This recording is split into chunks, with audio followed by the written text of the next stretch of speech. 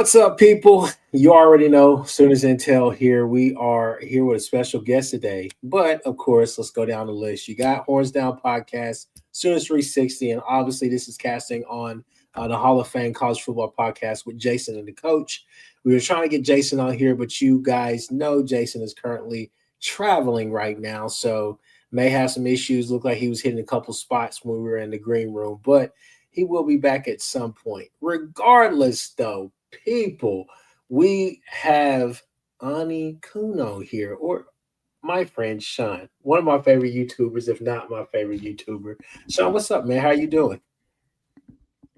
I don't know what I'm doing here. I'm No, just man, like, you're here to talk about this Team 131 and I mean, watch some of your videos and different things, and I was like, man, we got to have Sean on the show. You know, we always gotta sneak in an episode with you. So, man, look, we got some things to talk about tonight. I know that all of us have talked about it at some point, whether it's on screen, off screen, or whatever the case may be. But definitely got some things to talk about tonight as we kind of look at some position battles, look at some of the injury news, different things like that. So let's go ahead and jump into it. Chris Mason, we'll start with you. First question, first topic of the night. Do any of these injuries that you've heard about thus far, do any of those injuries concern you? Like, is there any concern? Well, I think one thing we need to factor in is that OU has a new back to practice, back to playing time medical staff process, right? So they just hired the new guy for that. So we don't know how that's factoring into guys being held out and guys coming back and how long it takes guys to come back and what their process is. So keep in mind, this isn't the same as it was last year, even from a process and medical staff standpoint. But peeling all that away, there's only one injury right now that really, and it doesn't really concern me, but I'm just not sure why we are still in this boat or boot, so to speak, to put a pun. I don't understand why Eli Bowen is still out, and what that time frame looks like and what's going on there. I mean, obviously the Gibsons, we know, we'll see him when we see him. And Giovanni is working out, and he seems like he's, there's a plan and process there. But I guess the only injury right now that truly worries me is maybe a strong word, is what's up with Eli Bowen and why is he still having an ankle injury that supposedly occurred in April? So that's the only one that really worries me or I'm confused about. Everything else just seems like camp stuff. Guys getting nicked, guys getting banged up. OU being very cautious with some people. A couple of guys have, some concussion-like symptoms, and OU's always been very cautious on the concussion stuff, and they're still being that. And I do think we're seeing, a lessening of hitting in some areas and just being cautious with some players. And I do think we're seeing, we have a new guy who's the one stop, is a guy ready to come back to practice. It's a guy ready to come back to play. And that guy has a process and procedure that he's brought over from the NFL that I think maybe extending some guys out. And that's why some guys aren't bouncing back quite as quick. But that's the Eli Bowen situation is the one that puzzles me. I don't understand why he's not back. Everybody else, I can kind of understand what's going on, but the Bowen one is the one where I'm like, okay, don't quite understand what's going on here. So I'll toss it over to you, Sean. I mean, is there, just piggybacking off of that, are there any injuries that concern you, kind of rise some serious concerns, or is it just kind of where you at? well, I mean, Jay Knott had an arm amputated. We've the season's over right now, so that was a fun little ordeal. I kind of agree with everything you just said there. For like Eli Bowen's kind of the one guy I'm like, this one's like lingering a little bit. But for everyone else, it's just, maybe Grayson Halton with the hammy a little bit, but I'm not really. It's one of those things with like, I don't need Grayson to do well in camp because we know what Grayson Halton can do. So just let him get on the bike and do what he needs to do. But yeah, it's the typical bumps and bruises at camp, and every time anyone is missing, or someone's missing from camp, what happened? What happened? Like Zion Kearney was missing from practice. Where's Zion Kearney? What happened to Zion Kearney? He's fine. But I love the stuff in the chat. It's like, how are guys getting concussions when they have these giant helmets from that one episode of Rugrats that's supposed to protect them all the time? It happens, guys. If you're going hard in practice, especially if you're an offensive lineman, you're like, you're in a 3-point stance, like you collide with someone, it's probably going to happen once in a while. Even the old linemen get their bells rung from time to time. So, and probably any symptom, right? Like they may not have a concussion, but if they're showing any signs of it, they're pulled immediately. Yeah. So I'm so injuries right now, like I said, unless someone has a leg amputated, I'm not really concerned about it, like outside of Eli. But I mean, the good news on that from the corner situation, it's like Gentry is healthy, knock on wood, and he's doing well.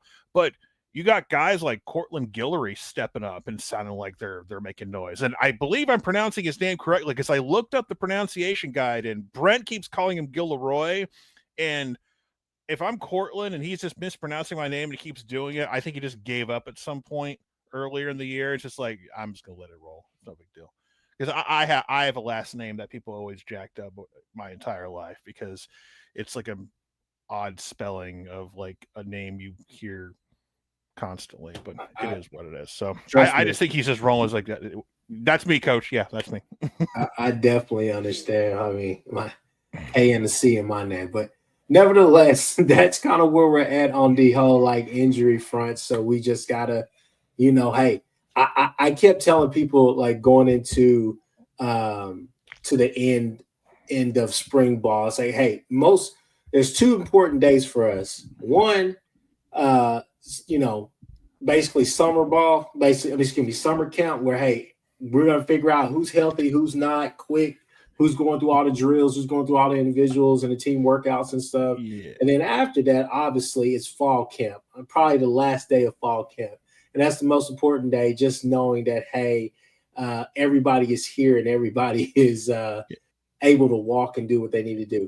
Do you guys – oh, go ahead. No, I was going to say some summer workouts. It's like there's 2 schools of thoughts with the certain OU websites. Like, there's one OU website that doesn't take minor injuries in summer camp seriously and just leaves them alone. And there's another one that's like, oh my God, something happened in summer. It's like, what happened? It's a minor injury. They'll be fine in a few weeks. So they like to report all of those and drive the fan base crazy. I think we know which one does that the most.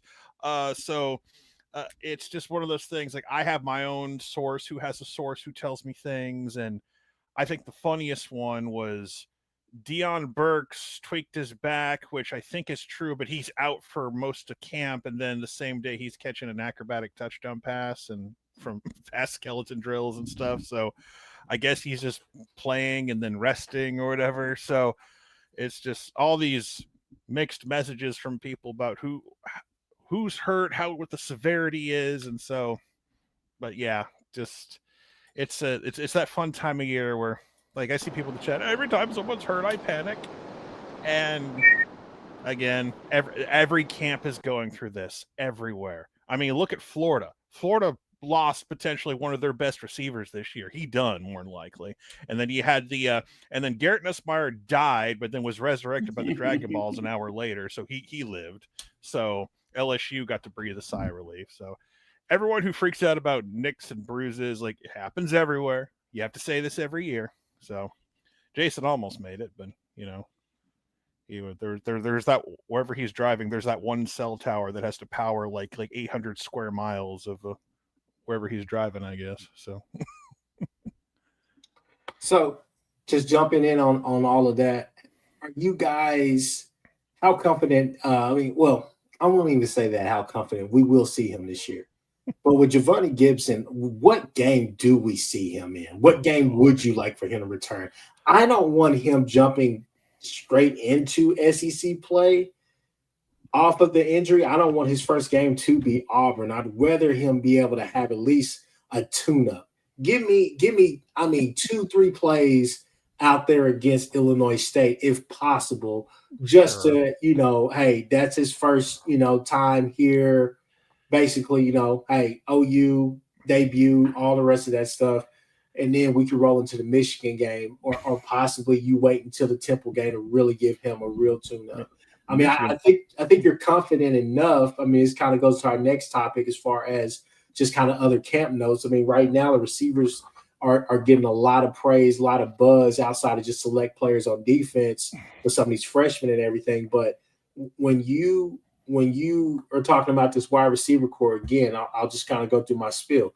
I think that somebody like Keontez Lewis, watching his film there at Wisconsin and there last year a little bit at Illinois State, right? He is a productive guy. He's the guy that is a solid pass catcher. You look at somebody like Satania and you say, hey, him in the right offense with the right quarterback, he plays like a one, but he's somebody that could help take that slot position to another level, right? Because then you could push a guy like Burks who can play inside and out. You could push him outside and get even more speed and more big playability on the field. Then obviously not Keontez Lewis, but Giovanni Barnes. You have we talked about him, but you have what's the kid that came from McNeese State? Jermichael Carter. So you have him, Kearney, Jacob Jordan. So you have receivers out there that you can rely on these first couple of games. I think in Michigan you will be able to have some success. You just have to basically go ahead and make sure that they're not necessarily just playing around the line the whole time and trying to play, because they're going to play pressure ball. They're going to try to be physical on both sides of the ball. We understand that. But again, the question is just how soon do you think we will see Giovanni Gibson, excuse me. I mean, hell, Javante Barnes is hurt all the time too. So that might be a question you'll have to ask by at the end of September. I hate to pick on him, but it's just another guy can't stay healthy at times. For Giovanni Gibson, it's like Brent. I mean, I'm going off what Brent says. Now, Brent tried to say things last year, but his medical staff did not back up his words. But Giovanni Gibson apparently is on schedule to be back ready by the beginning of the season. I see people say he wants to be ready by Red River. He's going to be ready before Red River. I agree with you. If he's ready if you get him like some garbage time snaps against Illinois State, great, just to see how he looks out there. And then if he's 100% go, that's a great weapon to have for Michigan. So Michigan is many things, and defensively they're still going to be solid. Offensively, I don't think they have any real weapons at wide receiver right now, and Mikey Keene was dead this past spring. I don't know if they're going to go with him or they're going to go with the hot shot, number one recruit, and they're going to have his first road start in Norman. That's a bold move, Cotton. Let's see if it pays off. I think for him I think Michigan seems like if he stays on schedule would be I don't know if he would start per se, but you want to get him in there. But that Michigan game has so much stuff hovering around it right now for Michigan, unfortunately. But I think if he's ready to go by that game, or if you want to hold him out for Temple, Auburn, or whatever, just to see how things go. I think the one thing about Giovanni is that you go back to spring and we heard all the hype about Giovanni Gibson. It's yes, this guy is awesome. We're seeing clips of him on social media. We see this big dude wearing number 11. Why is Kobe McKenzie playing wide receiver? Oh, it's Giovanni Gibson. Mm-hmm. And then we get the horrible news that he, broke a bone, and everyone thought it was something worse. And then I cheered when it was a broken bone. It's yes, bones over ligaments. I'll take it any day of the week. But as of right now, he seems to be, he's out there doing things. Jaden, on the other hand, I hate to be, dour. I can't count on Jaden Gibson at this point. It's just not wise, and it's nothing personal. It's just that I can't stay healthy either. So we'll just, but yeah. He's right by Michigan. We'll go for that. So, well, Chris Mason, I mean, what are you hearing as far as both Gibsons are concerned? If we're going to go that route, well, I think we have a timetable on Giovanni from Brent. We have no timetable on Jaden. Mateer's talking about Gibson is staying after practice, doing things with him, going through walkthroughs, staying involved, understanding new stuff they're adding to the playbook. So it seems like Giovanni believes that he's going to hit the field early. So my guess is I'm going to go with Temple, that you give him a game to ramp up and that you get him ready and then he's ready to hit Auburn and he's ready for Texas. I just think, and that could change if we hear game week that he's practicing completely. If that leaks out, then I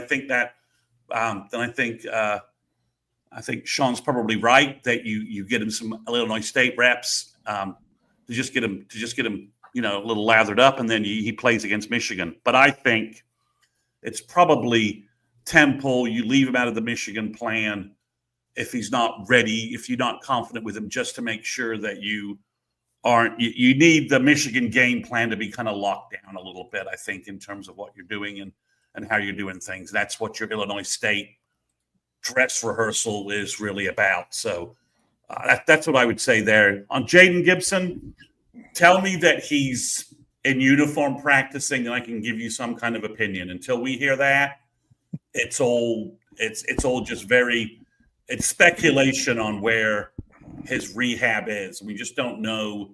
We just don't know enough in terms of that. He certainly hasn't given any interviews to anybody. He wasn't in Norman most of the summer, according to various sources all over the net. So I would say I'm expecting to see Giovanni Gibson catch his first pass against Temple on the road and be ready to be integrated into the Auburn game plan. All right. Well, we'll keep it on. We'll keep it moving. So as far as some of these freshmen we've discussed, I know we have Guillory's name in there. I'll ask this question here to the panel and to also just everybody in the chat as well. Like, what freshmen do you expect to actually have the biggest impact? And right now on the list, I have Guillory.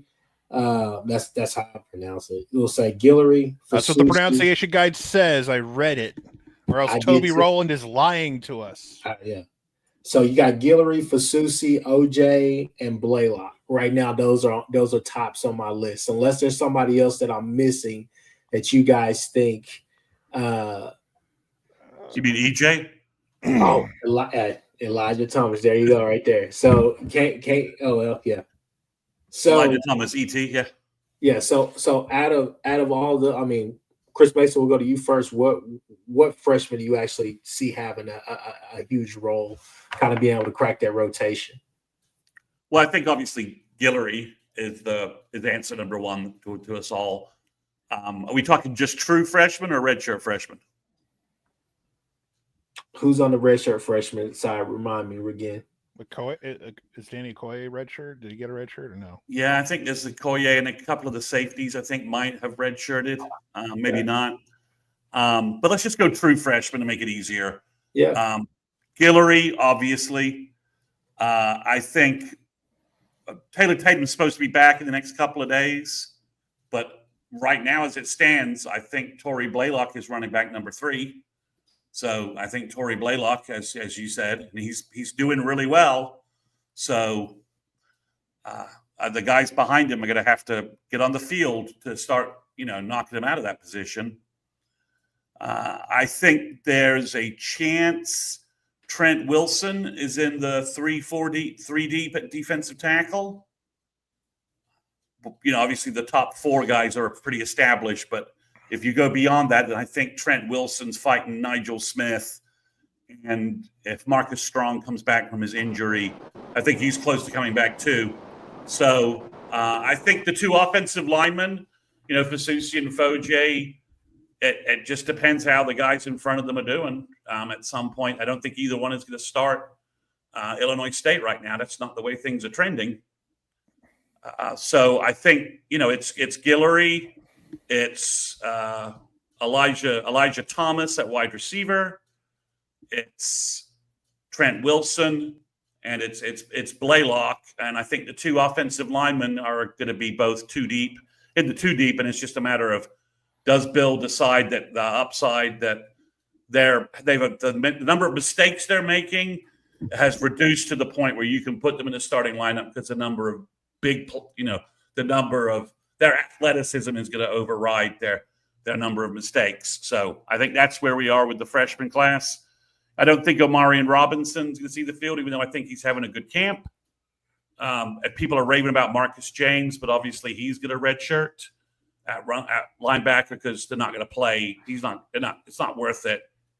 He's just not going to get the playing time to burn his red shirt, or it's not going to be worth it.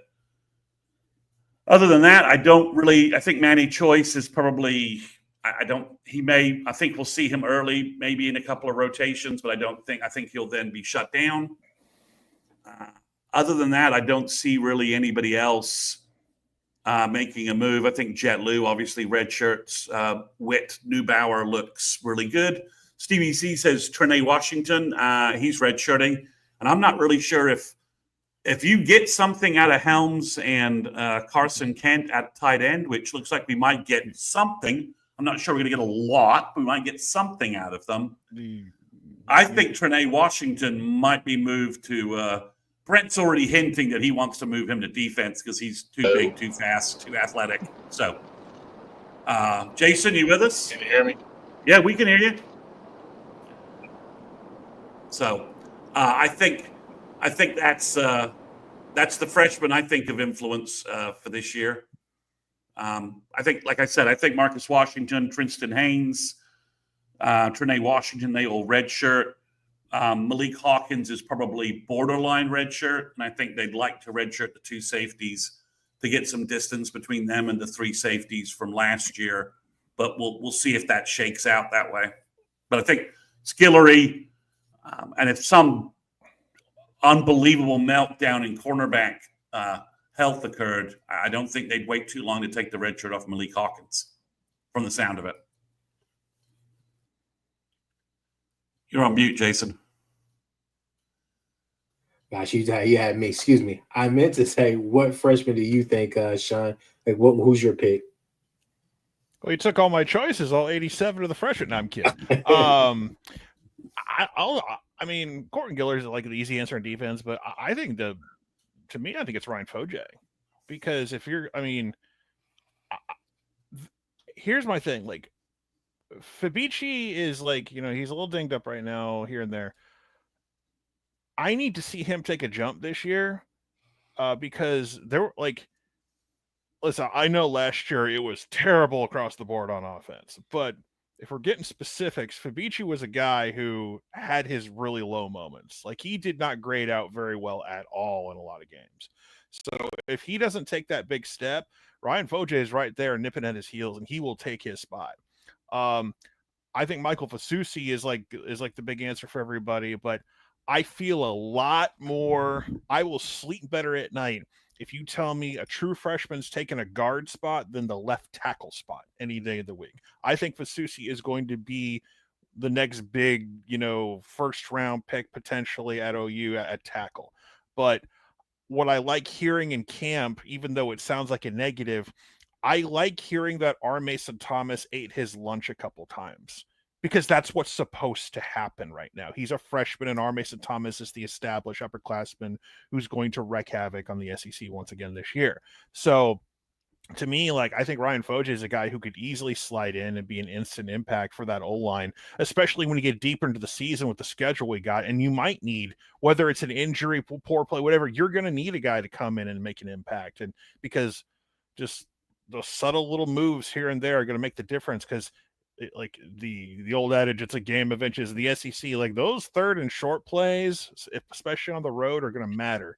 And you're going to want guys like, I want a tag team of Eddie Pierre-Louis and Ryan Foje at the guard spot to potentially, make some noise.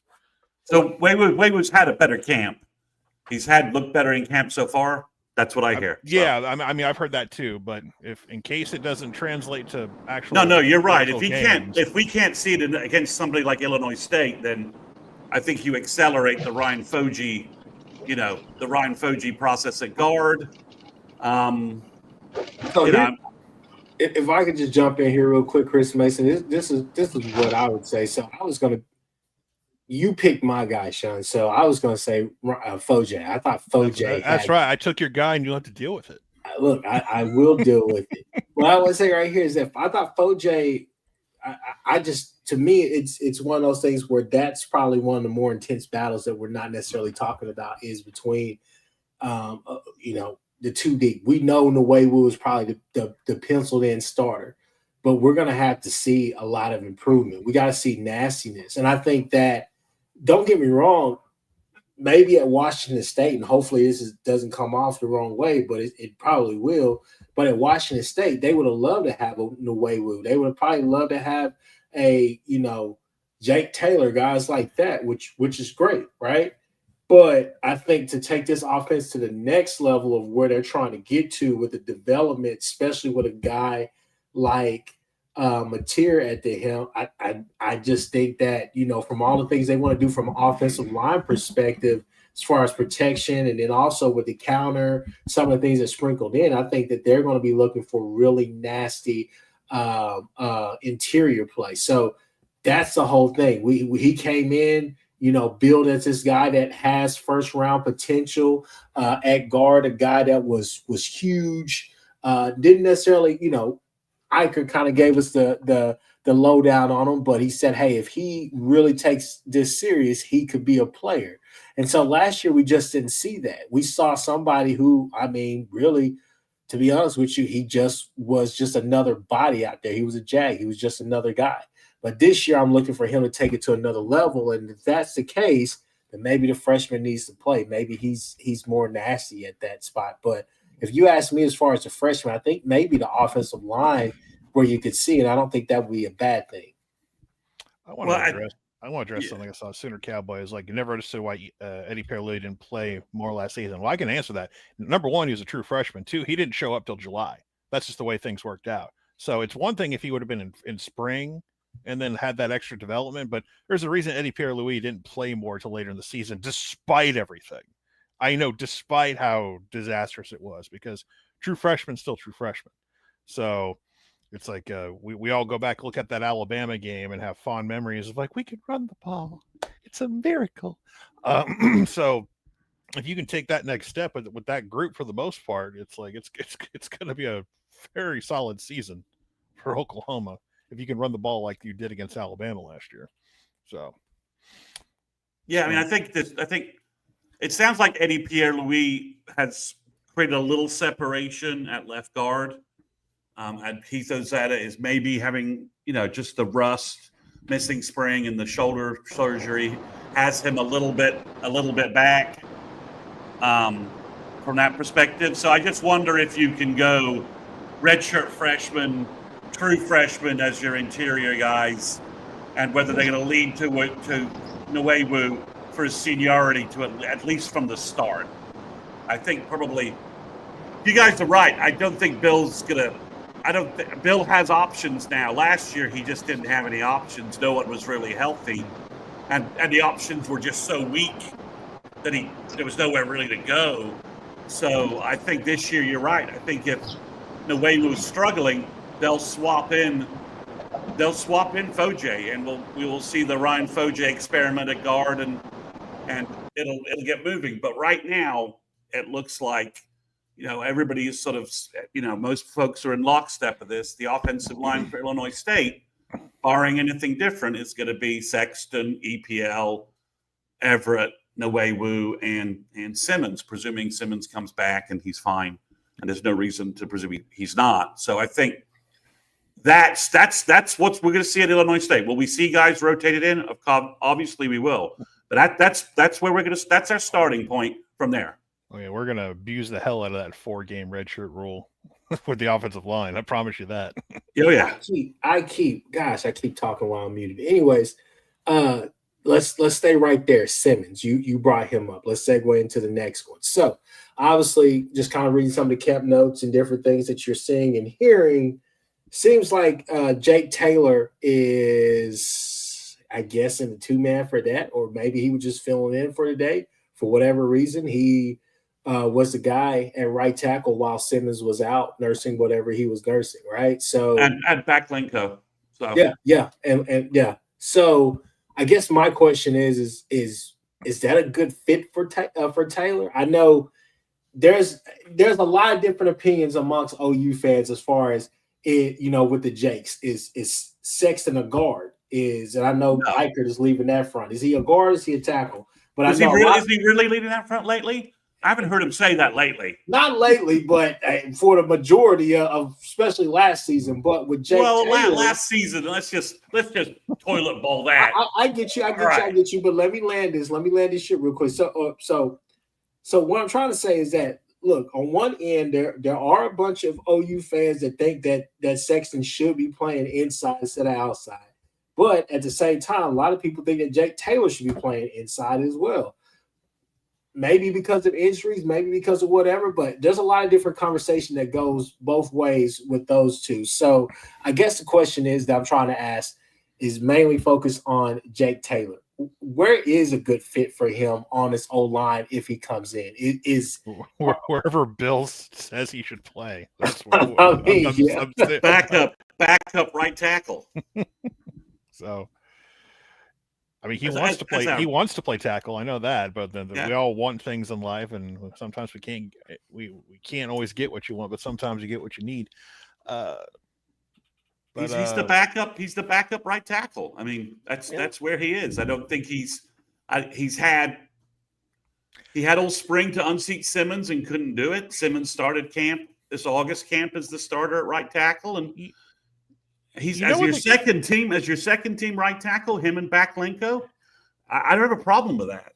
You know who might, because I know he had to have the offseason like cleanups and everything, but where do you put a guy like Logan Howland? Do you keep him in the 3 deep on the left side? Do you experiment moving him to the right, or it's like Logan Howland feels like a guy that was playing some decent ball near the end of the last season and has all the tools. Yeah, has all the tools, and it's I don't know. It's like if you're going with Sexton and Fasusi as your kind of like 1 and 2 per se, I don't know. Like maybe Logan Howland finds a spot over at right potentially, like behind Simmons. Like is Jake Taylor the best option to be your backup? I mean, I love the fact that we can talk about decent quality depth on this O-line again. It feels so good. Because last year was a nightmare. But I don't know. Logan Howland feels like he's just kind of like floating out there right now, and I just like seeing him as the third on the depth chart. It's like obviously Fasusi is that dude, but I don't know. I feel like maybe there's a spot for him at right if like something opens up. Well, we haven't heard anything about Avery Dent yet because I don't think he's healthy. He's still working back from a knee, so I'm not sure what a dent he will make. But yeah, I mean, Backlenko started 9 games for Stanford, and he's third team right tackle for us, or second team right tackle. Now, can he block 2 people at the same time? Because our last Stanford transfer, I don't know that he can do that. He only has to do it one time in a very specific moment. He might be able to do that, but I think so. I think Jake Taylor is stuck in. Simmons beat him in spring, right? He clearly did. And Simmons is starting ahead of him if he's healthy. And, can at guard, Heath Ozida, by early season is back to where he was, back in the mix. The rust is gone. He's working. I think his role is backup at this point. He's your backup guard, right? So really he's your guard. Perhaps he's behind. Is he behind Nwewu? No, because that looks like it's Foji. So he's behind. He's behind Eddie. So he's behind Eddie. So now you move Jake inside, and is he better than Ozida or Foji at guard? I'm just not sure. Bill's got some things to where he finally has enough depth, and he has some conundrums. He's got some veterans that are just not going to play because they're behind more talented guys. Bill's going to do what my dad would always do whenever we moved into a new house when I was a kid. He's going to rearrange that furniture 84 times until he gets the right setting that he likes. And sometimes that might take up until conference play. But he's going to get that. He's going to get like that that couch, that love seat in the right position, right in front of the TV, so he has proper, a good And it's the line of best sight. five, and it's the Yeah. best five. It's the Yeah, best five, it's the right? best five. That's how they sync up. So I do think there's a chance. I mean, I think if we've got Jake Taylor and Luke Baklenko as our backup right tackles, I'm kind of happy with that. If you want to add Howland to that mix, that's good too. You got Fasusi and Sexton at left tackle. I mean, I won't mention the PTSD names from last year at tackle. I won't mention the two names to horrify our Spencer listeners. Brown had a decent game against Bama. I will say that out loud. He's not. He can't hurt. Like Spencer Brown can't hurt you anymore. This is right, and neither can Michael. Michael Tarquin, played well, lived with limitations, but I think we're in a much better spot at those. Just a better spot. I just don't think it's. We've got 14 to 13 players, who we think could work on the offensive line. So it's going to take a little bit of, again, Waywoo's had a good camp. He's a veteran. He's been helping. He's everyone talks about him as Eddie Pierre-Lee was talking about him as someone who really helped him. So he seems to be doing all the right things, but you're right. He didn't get it done last year. And if he doesn't get it done this year, you've got the resources to make a change. So I think you guys are right that I think it'll be harder for Fasusi to beat out Sexton than it could be for Foji to beat out Nwawu. Let's just leave it at that as my final statement. Let's stay here at this offensive line. Stevie G comes in. He says, "How's the center battle going?" I mean, it's Troy's. Troy Everett to lose. Yeah, I think it's Troy Everett to lose. I don't think he's outside of knocking on wood. He gets hurt. I don't think he's losing that spot anytime soon. And they want to try and redshirt Micah Kula, so they have 2 years for him moving forward. So, I think that's a spot where you could see someone like Heath Ozida being told, "Hey, Heath, can you try center for us?" Who's the real young kid they got at center? Hutton. Right. Yeah. Hutton. The walk on. What about Olenbeck? Yeah, that's what I was thinking of. Olenbeck. Yeah, I think I've only heard him at guard. I think I've only ever seen him at guard. Okay. Now his center you might be complete. I think you're right.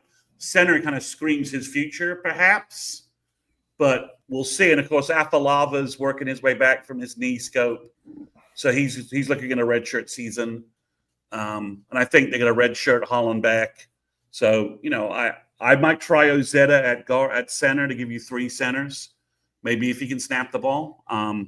If you think your guard depth is where you need it to be. They keep talking about Daniel Ekinkimi as someone who's going to be in the rotation as well. So that gives you another big interior kind of guard. So yeah, I think it's Everett right now. It's leadership wise, it's Everett, no doubt. He's starting. I think Micah Kula, if he had come in spring, this might be a different story. But coming in late, I don't think he can erase that gap. I'm seeing like people getting restless about the season already. I try to warn people about August, man. People think August it gets here and it's a smooth sailing. No, you talk football every day and it gets slower. I'm so desperate for football. I'm literally watching NFL preseason, and I am over here like geeked about Irish Formageddon, as I've coined it. I cannot wait. You know what I got. You know what I got. I got my football fix. I got it situated. I got it. You know what I got. But guys, jump in here real quick and give me what is the storyline right now, or who's a guy in camp right now, fall camp, that you guys have heard more whispers about, but again, it's whispers, right? What's kind of a under the radar, topic that we're not necessarily discussing, or player? Kobe McKenzie is separating from Sammy Omosigho. Hold on, wow! I said under the radar. I didn't know that you gonna throw a I think Kobe's separating because he's been there forever and he knows the system and he makes the fewest mistakes. I think that's basically what it is. I think Omasego has the bigger big play potential, but with that comes a big swing, a potential big miss, and then a big play, happens because you have a big miss. Kobe's consistent. He'll be that guy he's going to have the green sticker on the helmet. He's going to be able to keep things running. Like, I know if anyone points to like the leadership aspect of the defense, you lose Danny Stutzman, you lose Billy Bowman. Up until recently, I would always think that Billy was the bigger loss because he has such playmaking ability. But the more time goes by, I'm starting to feel less and less worried about the back end of this defense because it's just the talent acquisition, the depth is really starting to solidify, it seems, especially at safety. But yeah, for Kobe, it's like I think that's his job. Like, trust me, Sammy Omasego is going to be on the field making plays on some level. So I'm not really concerned about whether not from a depth, but apparently Kobe's apparently had a great camp, making a lot more plays. Mm-hmm. Just looks more fluid out there. It's just I would fully expect to be hearing more about Samo pushing him, and it's been a non-story through camp so far. But it was a story in spring. It was a big story in spring, but there's no bites right now. Right? No bites right now. That's the under the radar guy. That's the under radar. We talked about that battle last week. I think you and I, Chris, you and I talked about that battle last week with Jason when he was able to pop in. But I think that's the surprise. The other surprise I think is it sounds like Marvin Jones Jr. is things are really starting to click for him, and obviously the Taylor Wine hype started August 1st, and I don't think he's not playing well, but we're starting to hear that Marvin Jones Jr. things are starting to click, and his motor's starting to run hot. Taylor Wine is going to be every Oklahoma white guy's favorite player because he wears number 44 and he's gonna make big plays in the backfield. He's gonna be that dude if he lives up to that hype. He's just like the 44 jersey is gonna come back out. So it's hard because I know Jason always like you just wanna crap on Ethan Downs. All I'm saying, people, is I'm excited to see can we get a better pass rush on that side. Ethan Downs, he was serviceable. There were times where he made plays. Don't get me wrong. The guy can make plays. But is there another guy that can pop up whenever offenses are saying, hey, you're going to have to make a play because we're about to run all types of doubles and all types of little mini games over here with R. Mason. We're going to keep him going. Is there somebody that can be disruptive, not only in the middle, but on that other side? Who is that guy? So, well, I think what you're hearing is that the ends. What I heard is that obviously as Sean indicated, the secondary depth is just stacked up. Right, we got second, third, and fourth year guys at cornerback and safety. Those rooms look great, but the defensive end room looks as good as anybody, and Jones is having a good camp. Taylor Wine's having a good camp. Okoye is, and so's PJ. That those guys are all that the end group looks good, and then Okoye. I'll tell you what. If Okoye becomes like what excites me potentially about Okoye is not him starting or anything like that. I'm talking about you get to the nitty-gritty months of the season, like November potentially, where you gotta have some fresh, pass rushing late in the game. That's a guy you throw out there, and then when everyone's tired, he's fresh and he's going to just use his freak athleticism to like destroy somebody. That's what excites me about that edge room right now. So I know there's like I know some people are tired of hearing about PJ because like we've been waiting for 2 years. It's like, I get it. He's been dinged up. He's been hurt. But he's playing well. He's having a good camp. The depth is there for the edge room. The depth is there. Like it's not like hyperbole saying that we have the best defensive line in the SEC. You want to throw some people want to say Texas. It's like, I mean, edge guys, Texas are good. Inside, they got to replace some guys because, but that defensive line is going to keep you in games throughout the season. So this idea that like the schedule is impossible to overcome, it's like, no, with the depth on that front seven alone, it's going to keep you in football games, and it's gonna. Like we might run, like it's the 10th anniversary of that Tennessee game where Baker became Baker Mayfield. It's like we might have a game like that this year on the road. It might be in Knoxville, maybe it's in Tuscaloosa, who knows, where it's going to be a 10-3 ball game and you need the defense to keep giving you chance after chance till you can finally click and get something going. So that's what excites me about the front seven this year, specifically the edge guys. With Mateer playing Baker and maybe Burks doing his best Shepard impersonation. Oh God! There's some legendary photos and pics of Shepard. Shepard at one point briefly was like, in my opinion, the best wide receiver OU had ever produced, and then like the next 2 years happened. After that, it was just like, well, now it's Dede, now it's CD. It's like it's Hollywood. I don't know anymore. So briefly, Shep was like the best wide receiver OU ever had. Hey, real quick, Chris Mason and Sean, give me your starters on the defensive line. I think that's something that's the question that nobody's asked us for. Okay. R. Mason's going to be one of your edges. If we're just going, I don't know if we're going 4 across, 3 across, but like I'll go 4 across. Grayson, Dominic, and I'll go Taylor Wine. If you're talking, I'm not sure how, especially inside, the defensive tackles just rotate. So I'm not really sure. The top 4 guys are going to play those minutes. So I think you go with Jaden Jackson and Grayson. That's fair. I'm just going with the upperclassmen as a default. Yeah, I mean, I don't think that's wrong. I think obviously, R. Mason Thomas is starting, and then I think the other position, I think it's going to be. I think PJ's going to start. Ooh.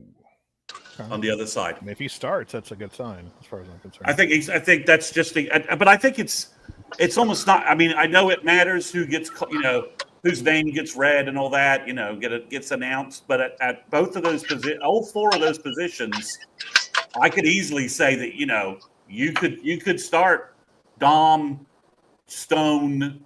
And other than our Mason Thomas is the only guy who's sort of like, yeah, I'm starting, guys. The other 3 positions, we could easily see some rotations going on. So, I think it's just the depth that OU has and the players that they can rotate. So, but I think the defensive line has had people keep asking me how the offensive line's doing. I go, well, they're competing against the defense. They're competing. They're winning sometimes. And I go, and last year they were just getting dominated. So this is a positive, but I remember back in the day in like 01 and 02, how's the offensive line look? Well, Harris and Dusty, Jonathan Jackson and Cody are ripping them apart. And that's Jamal Brown, Davin Joseph's offensive line group. So the O-line was not having a good season in 01. Well, in 01, but in 02, they was, they're like, well, how they doing? They're getting beaten up, and they, they had 2 All Pros on their featured All Pros on their offensive line. So I think the D line is having a good spring. Brent's obviously happy with the linebackers, which is, I think, pretty much all you need to hear there. And the secondary is stacked with young guys. Devin Jordan, Tulsa Union cornerbacks just started OU. I mentioned that last week. That's just what happens. They go to OU and they start for 3 years. And Devin Jordan's a Tulsa Union quarterback, and he's playing well. But I do think Guillory's played well, and so I think some guys are flying under. We're not hearing a lot about Robert Spears Jennings. We're not hearing a lot about Jacoby Johnson. And other than he's healthy, we're not hearing a lot about Gentry Williams. And I think it's just because I think that you're not hearing much about Gentry. They're just, the word on Gentry is like, he's healthy and that's great. And like, because we know what Gentry Williams can do. I don't think no one needs, like, no one needs to sell you what Gentry Williams is capable of. And I think that's Right. why like the Scoop guys or whoever else, it's like they're not like in a hurry to report what Gentry's doing in practice. Like I've seen the tape of what he can do when he's healthy. So I think that's more of a reason for Gentry. But it's weird because like 2-3 months ago, it was like who's going to start opposite of Eli Bowen? And now it's like Gentry's healthy in camp. Who's starting opposite of him now? Because Eli can't seem to get healthy. Do we think Kendall Dolby is going to be more cornerback than Cheetah? No.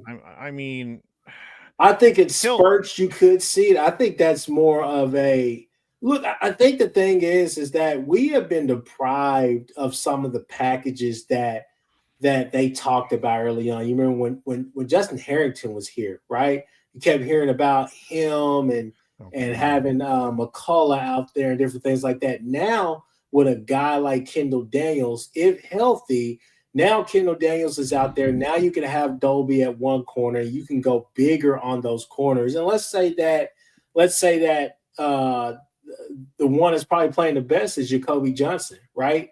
Let's say that you go over there with him on there. That's size, length, and everything right there, and adding more of those cover guys on the field whenever you're having to go.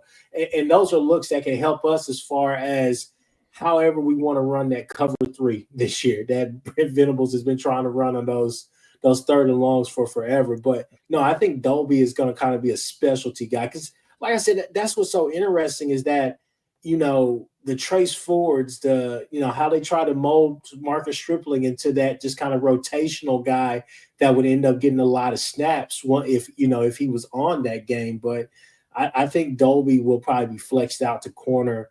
Not a lot, but I think in a variety of different ways, you'll see him, basically playing kind of cover. My question on Kendall Daniels is like, how much does he know, the scheme, the playbook? Because Brent is like one of those freaks where, he throws so much at the defense. And that's why, we talk about the the guys who've been in the program for a while, like Kobe McKenzie is ready to go because he knows everything inside and out. And Kendall Daniels has only been here for less than a year, and this is kind of like a one and done for him. So, he seems more confident in the interviews. In the interview I saw with him, he seems more confident about the playbook. That the summer was very helpful for him. Sure, with the guys that embraced him, and OU at least has a dedicated Cheetah coach now in Goodwin.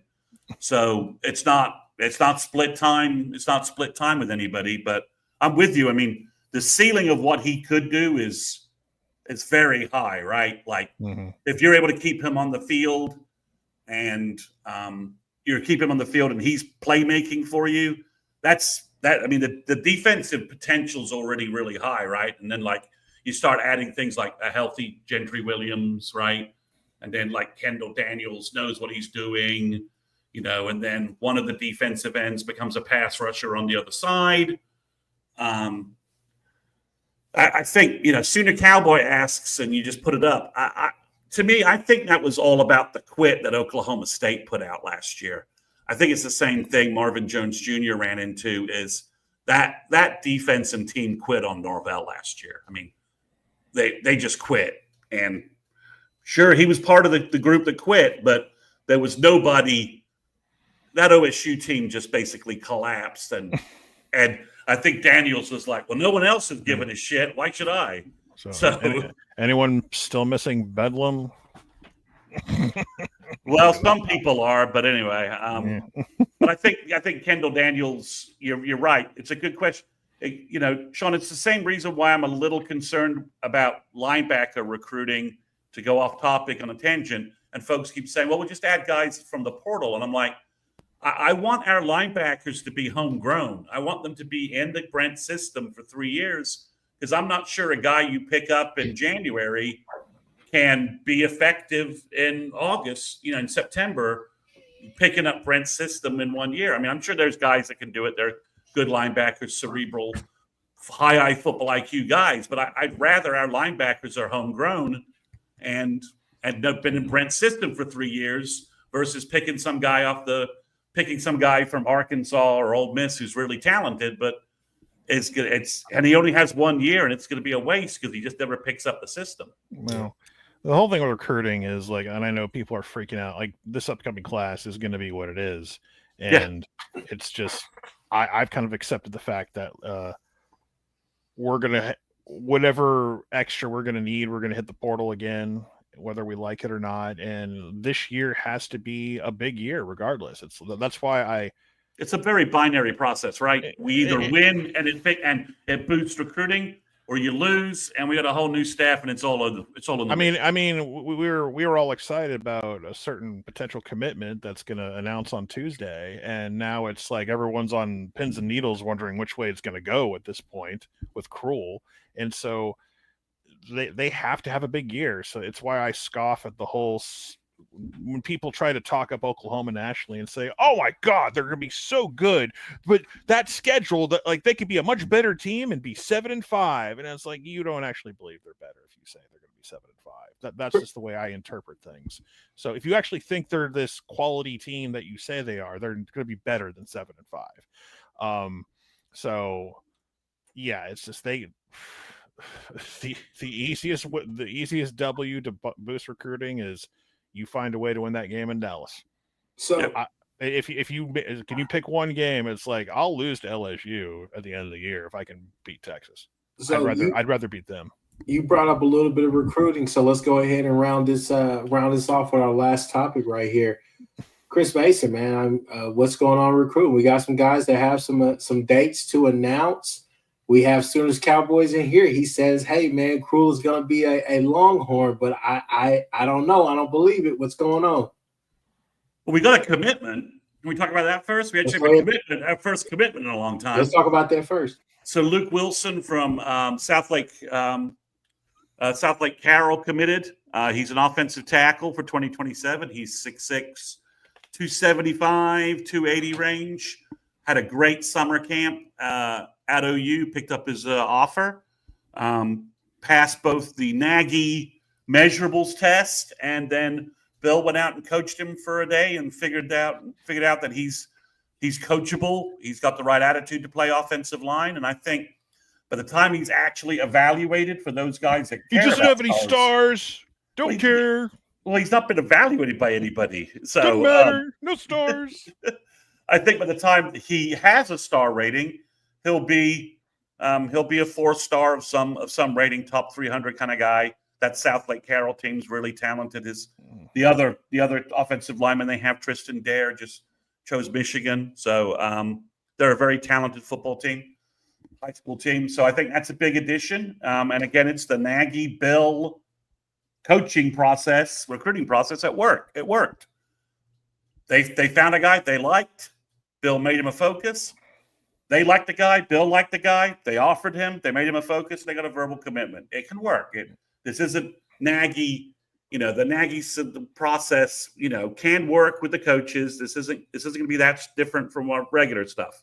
So recruiting wise, Elijah Golden announces on Saturday. He'll announce to Notre Dame. OU made a big run, but Notre Dame's been the leader for about 4 or 5 months. So just couldn't break through there. Cruel announces on Tuesday on ESPN's College Football Live, I think. No, don't make me watch that show, please. You don't have to. It'll be on Twitter 2 seconds after he announces, so I wouldn't worry about that. I think Texas has made a massive run here. And I think if he had waited for the fall to see what happened and OU struggled, I think Texas would get him. But I think it's more of a case he wants to go to OU, and I think someone just told him, look, just choose OU now, and if OU struggles, you could just decommit because the guy you want to play for, Brant and Chavis, they won't be there. So we'll just choose another school, and we can go to Ole Miss, Texas, or we can roll back to Florida if they have a good season. I hope you're right, because they need some good news just to Yeah, you're right. You're right. It's from that, because the meltdown will be epic if he picks it, Texas, and it's just not, and it's not worth really the,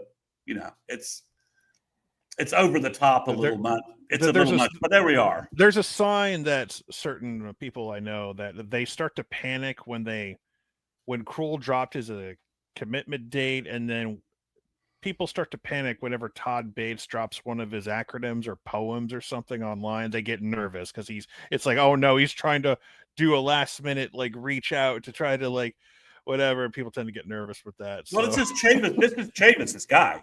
Right, They but did, Todd Bates like is still part of the. They're kind of a tag team in a sense. On the They Daily are, News, but this so. is Chavis's guy. So, but yeah, I mean, I think OU gets. If you ask me right now, is Texas making a big move to get Krull? Yes, they have been for the last week after they lost 3 or 4 of their other defensive end targets. They lost the guy to Baylor. I think they thought the big guy who went to Baylor, who I think they thought they were going to get. They lost a couple other guys. So I think they made a big push, but I think, this is where, Krull's been to Norman like 15 times at this point. He's been to Austin like 3 times. So I think at this point you follow kind of who's led the longest. And I think OU gives Krull that shuts down defensive end recruiting for the season, unless somebody big decides they want to visit OU and gets into the mix. But I think OU picks up Krull. It sounds like they lead for T-Ron Richardson. But that's another couple of weeks away. And Davion Gross, I just don't know what he's waiting on. But at some point, he's going to make a decision. I think that is a classic situation for him because he's like, who are the big players? Florida and Baylor, if I recall correctly. Also, and Houston. I don't think he's going to Florida. I think that's a situation where he doesn't want to say no, tell someone no over the phone, and it's just taking him a minute. That could be the case. I mean, he certainly it's recruiting guides have gotten 3 indications from Gross that he was about to commit to OU. So it's fallen 3 times. So it's just like sometimes. In a really bad analogy, I refer to recruiting commitments and decommitments like tipping over a Coke machine. You got to rock it back a bunch of times before you can actually do it. So, C-Lab 2021 flashbacks. so you're rocking it back and forth. He just hasn't tipped. But I think if you could get Krull and T-Ron Richardson and Gross before you kick at Illinois State, that would take OU, I think, up to 18 commitments. Gross and Krull will be 2 of the highest rated guys. You get those guys. I like Richardson at defensive line as a development guy. I mean, he's a big athletic kid, 6'4", 6'5", 280, 285, something like that. But I think you do that. And then, I think my sources say that OU is they have money on the sidelines and they are waiting to flip some kids based upon how their season goes. And that's that's a strong source saying that. They're going to target some guys and try and flip some players based upon how their season goes. But they know that right now they're fighting uphill with negative recruiting and some other stuff that until they can get back on the field, there's no they can't fight the negative stuff. If they can get back on the field and get some wins under their belt and start getting the offense looking better and start defeating the comments that Brent's fired, those guys aren't going to be there, that nonsense. I think they have a chance. Plus, Nagy wants to see senior film on guys before he commits more cash to some players. He wants to see senior film. Yeah, well, if you get a big win over the cheaters in Best week 2, who will probably be under a 2-year bowl ban by that point. That'll be a huge win on national television. It'll be a ABC Saturday night. I mean, Fowler probably won't be there because he'll be at the U.S. Open, but you got Herbie and whoever the fill-in is, but still that's like, I'm looking forward to that one because that's going to be anytime there's a helmet game, anytime there's a big helmet game like that, that'll be a huge deal. Yeah, no, I mean, you're right. If they'll have visitors in, they'll probably have a bunch of local 2027 kids come in. Right. If I was a 27 kid and I could Cooper Hackett, come on up and watch us beat Michigan.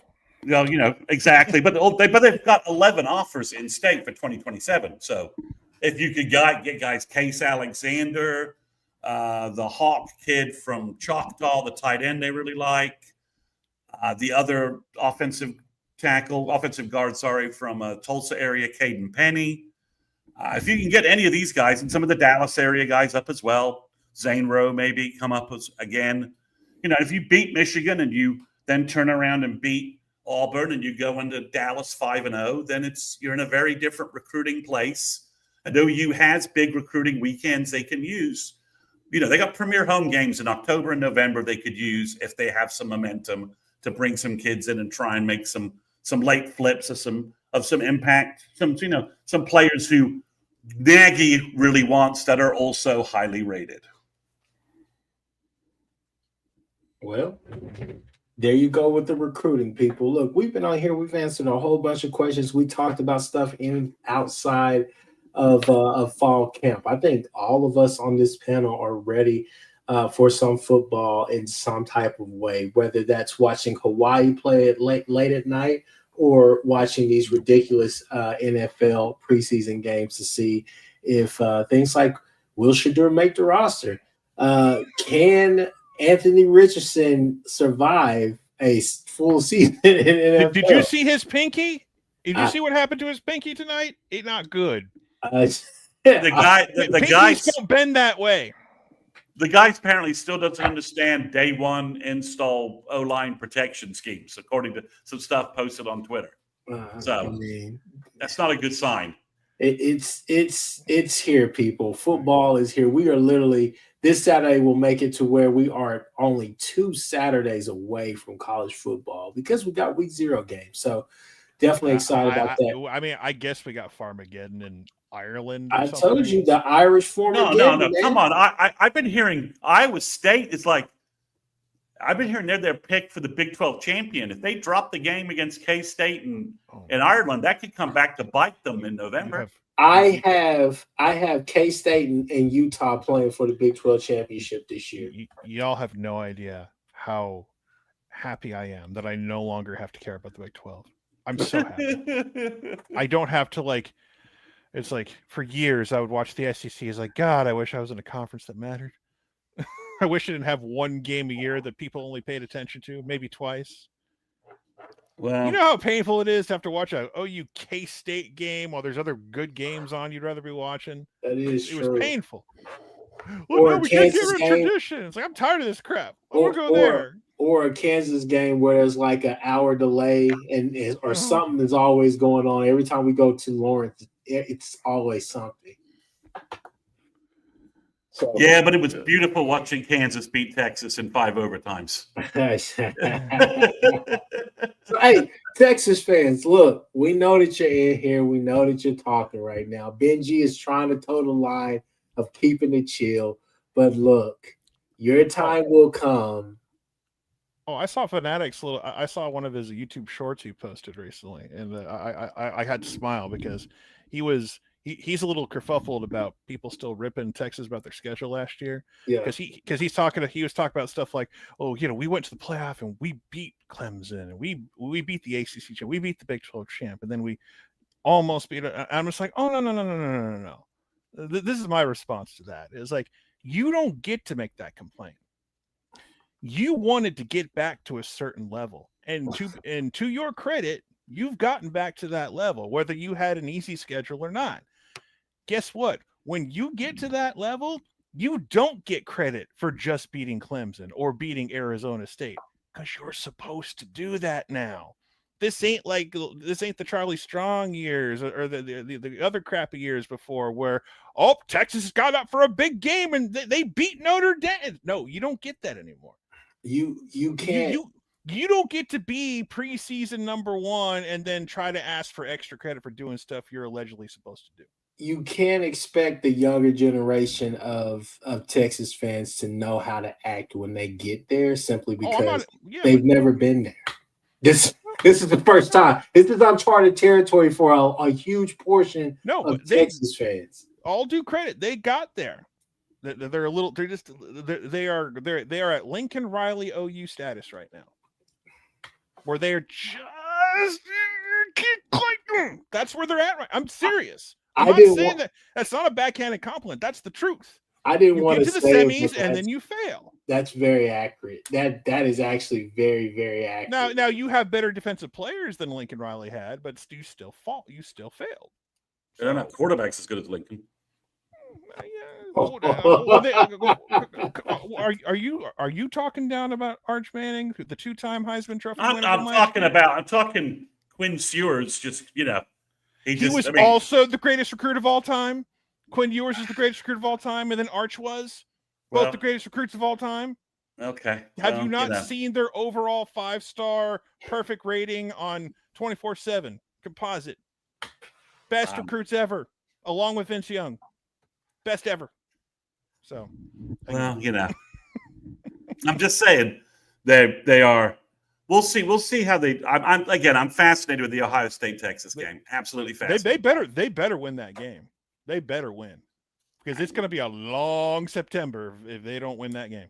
It's going to be a long September.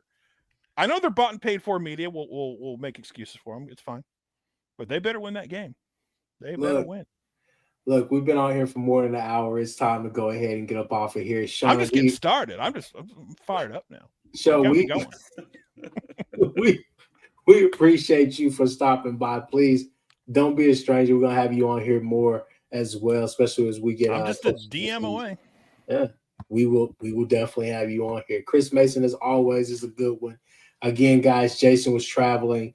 He's traveling back home. He has some great content that he is filming and gathering right now for you guys. So be on the lookout for what's going to be on the horizon with that. So Jason is definitely working, but he's traveling as well. But with that being said, until next time, people, we're out.